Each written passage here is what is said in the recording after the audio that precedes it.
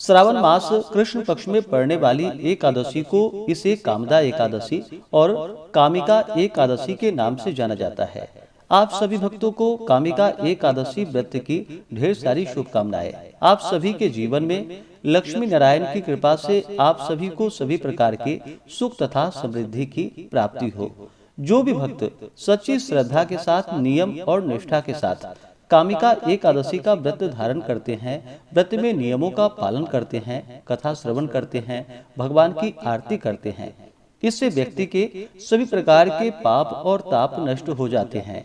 यह व्रत सांसारिक बंधनों से छुटकारा पाने के लिए श्रेष्ठ व्रत है।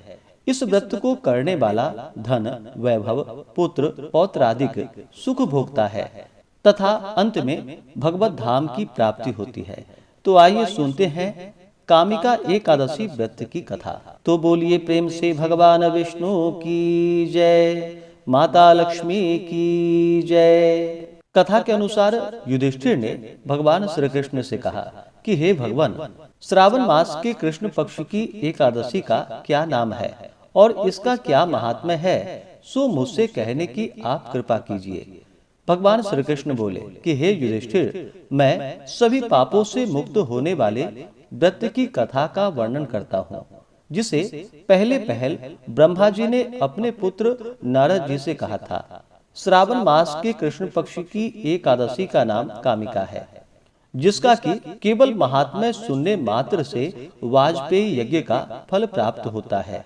उस दिन जो मनुष्य शंख, चक्र, गदाधारी एवं श्रीधर नामक विष्णु की पूजन करते हैं और भक्ति पूर्वक ध्यान करते हैं, उनको नैमिषारण्य में एवं पुष्कर तथा काशी में गंगा स्नान का जो फल होता है, उससे भी अधिक उत्तम फल की प्राप्ति होती है।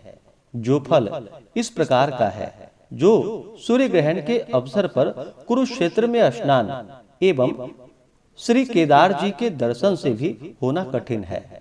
व्यतिपात योग में गंडकी नदी में स्नान करने से एवं सिंहस्थ गुरु में श्री गोदावरी में स्नान करने से उस फल की प्राप्ति नहीं होती है, जो कि श्री कृष्ण चंद्र जी के पूजन द्वारा प्राप्त होता है।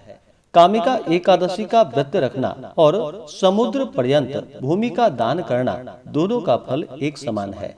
श्रावण मास में भगवान श्रीधर के पूजन करने से गंधर्व, देव, उरग और पन्नग इत्यादि की भी पूजा योग्य होते हैं। अस्तु जो पाप पंक में लिप्त एवं असार रूपी संसार में फंसे हुए हैं, इस प्रकार के मनुष्यों को स्वयं उद्धार के निमित्त कामदा एकादशी के दिन अनेकों प्रयत्न पूर्वक व्रत करके श्री भगवान का भक्ति पूर्वक पूजन करना चाहिए।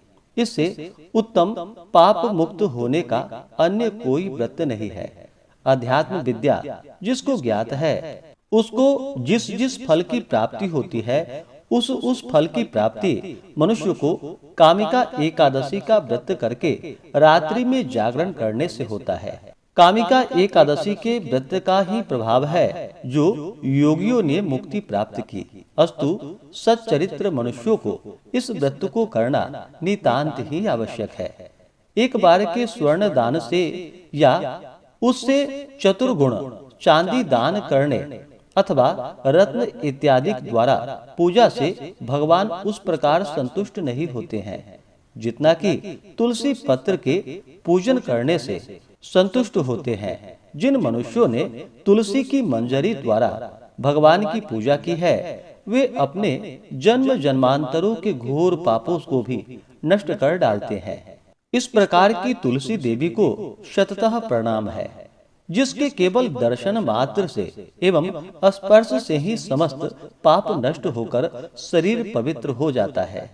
जो मनुष्य एकादशी के दिन भगवान को रात्रि में दीप दान करते हैं, उसकी फल प्राप्ति को चित्रगुप्त भी नहीं समझ सकते। उस दिन जो मनुष्य रात्रि पर्यंत भगवान की प्रतिमा के सम्मुख दीप को जलाया करता है, उसके पितर लोगों को अमृत प्राप्त होता है। घृत एवं तिल के तेल से दीपक जलाने वाले को कामिका के प्रभाव द्वारा स्वर्ग लोक की प्राप्ति होती है। इसलिए इस प्रकार के पाप नाशिनी कामिका नामक एकादशी का व्रत हर मनुष्य को करना उचित है। उसके प्रभाव से अनेकों प्रकार की हत्याएं अर्थात ब्रह्म हत्या, भ्रूण हत्या आदि के जो महान पातक हैं वे शीघ्र छूट जाते हैं और विष्णु लोक की प्राप्ति होती है।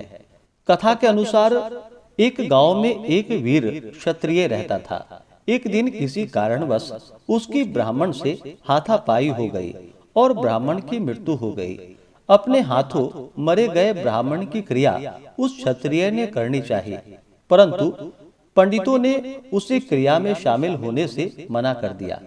ब्राह्मणों ने बताया कि तुम पर ब्रह्म हत्या का दोष है, पहले प्रायश्चित करो, इस पाप से मुक्त हो जाओ, तब हम तुम्हारे घर भोजन करेंगे। इस पर क्षत्रिय ने पूछा, इस पाप से मुक्त होने का क्या उपाय है? तब ब्राह्मणों ने बताया कि श्रावण मास के कृष्ण पक्ष की एकादशी को भक्ति भाव से भगवान श्रीधर का व्रत एवं पूजन कर ब्राह्मणों को भोजन करा के सदस्यणा के साथ आशीर्वाद प्राप्त करने से इस पाप से मुक्ति मिलेगी। पंडितों के बताए हुए तरीकों पर व्रत कराने वाली रात में भगवान श्रीधर ने क्षत्रियों को दर्शन देकर कहा कि तुम्हें ब्रह्म हत्या के पाप से मुक्ति मिल गई है। इस व्रत के करने से ब्रह्म हत्या आदि के सभी पाप नष्ट हो जाते हैं और यह लोक में सुख भोग का प्राणी अंत में विष्णु लोक को जाते हैं। इस कामिका एकादशी के महात्म्य के श्रवण व पठन से मनुष्य स्वर्ग लोक को प्राप्त करते हैं।